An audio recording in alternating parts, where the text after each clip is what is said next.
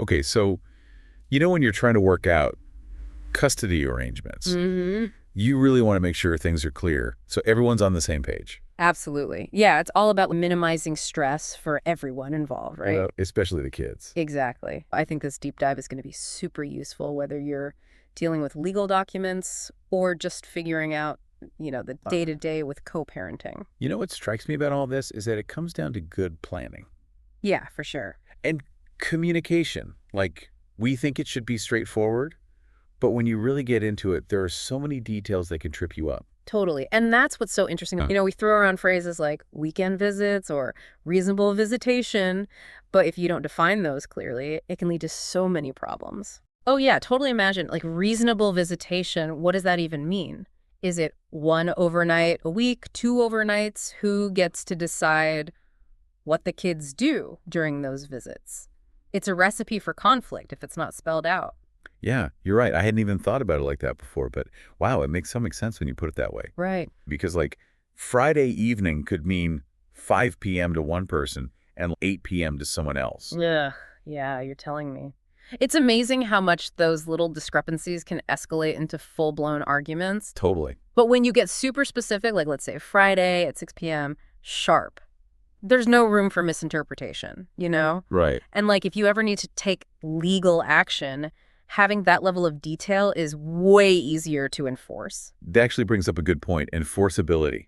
Can you explain what that means, practically speaking? Sure. So like enforceability basically means you can go to court and they'll make sure everyone's following the agreement right. Right. So if you have something vague like flexible visitation, it's super hard to prove that one parent isn't being flexible enough. Yeah, that makes sense. But if you have a solid schedule, with specific days and times and like clear exceptions for emergencies or if someone's sick, that's much easier for a court to enforce. So it's not just about avoiding arguments, then it's also about having a solid backup plan in case things get really messy. Exactly. And speaking of messy, we can't forget about special occasions. Oh boy. Holidays, birthdays, school breaks. Don't even get me started. It feels like that's prime time for co-parenting to go off the rails. Oh, totally. Like imagine trying to figure out Christmas Day with no clear plan, who's opening presents with the kids, who's doing dinner, are you alternating years? It just turns into this huge stressful negotiation every year if you don't plan ahead. Yeah, definitely not the Christmas spirit anyone's looking for. So what's the best way to avoid those situations? Honestly, just being proactive, like actually sitting down and mapping out each special occasion. Who's responsible for what, where the kids will be, at what time. You can even have backup plans in case something unexpected comes up. Which, let's face it, with kids, something unexpected always comes up. Always. It's like they're experts in chaos. Right. Yeah. And, as the kids grow, their needs change and things might need to be adjusted in the agreement. How do you handle that? Oh, that's where you build in those clauses for future changes, like specific times to revisit the agreement, maybe when a child starts school or enters those lovely teenage years, or if there are any big life changes, really. Okay, last question.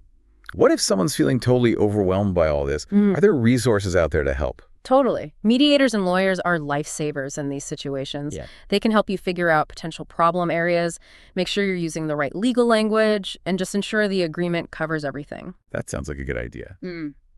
Having a professional in your corner can really take a lot of the pressure off. Absolutely. Okay, so wrapping things up, what are the key takeaways here?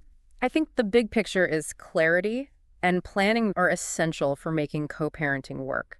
Whether you're going through a formal legal process or just working things out informally, taking the time to define every single term, establish clear schedules, and think ahead about future needs will make things so much better for both you and the kids. Absolutely.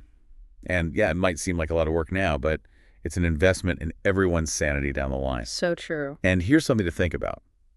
Even if you don't need a formal legal agreement, these principles still apply.